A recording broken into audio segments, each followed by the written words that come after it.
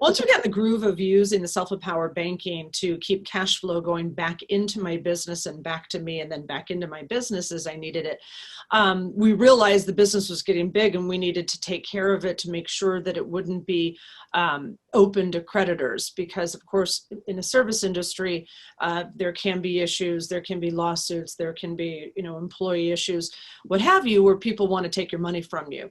And again, I didn't go to financial, I didn't get a degree, and I don't have an MFA, I don't have that's a Master's of Fine Arts, I don't have a financial degree. What's the no.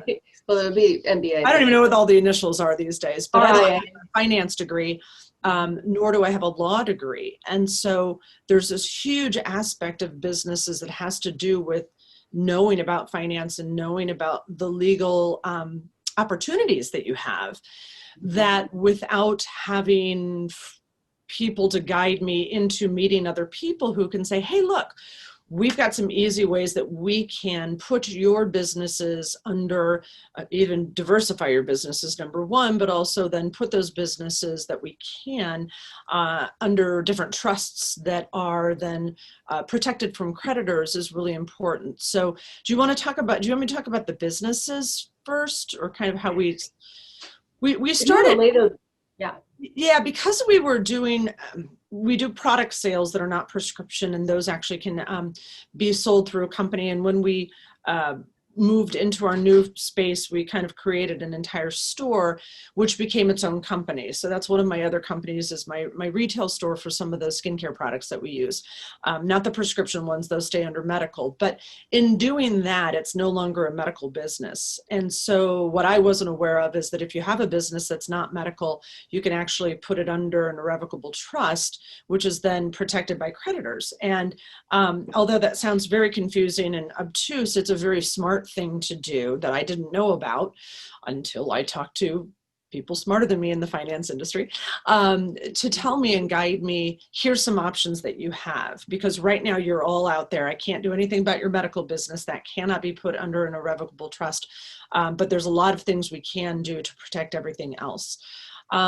We then also diversified and created, since there's leasing capabilities and I'm leasing some of my devices to my business, we have an equipment company that leases those devices. And so again, there's ways that you can take your business, and again, I'm medical, some people may just have equipment of their own or what have you, but there's ways to take them and to protect them from creditors, because again, if someone comes after me, which I hope they won't, I'm an altruistic person. We try to think that everybody's as nice as we are. We went into business to help others, but it just doesn't play out that way sometimes in real life.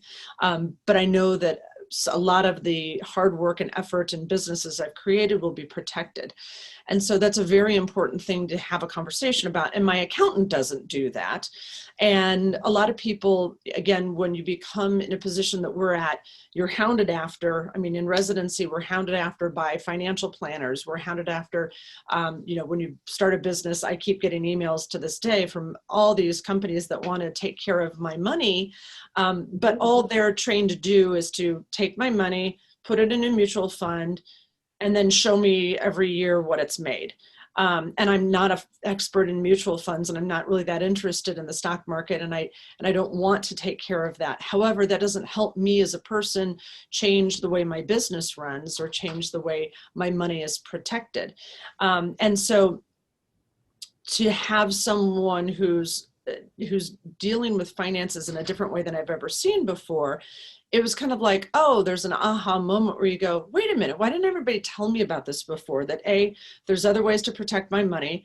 B, there's ways to protect my business. C, there's a way to stop cash flow from going out and make it come cycling back into me. And the reason is that you don't meet those people when you're in medical school or maybe in business school. You only meet the people who want to invest your money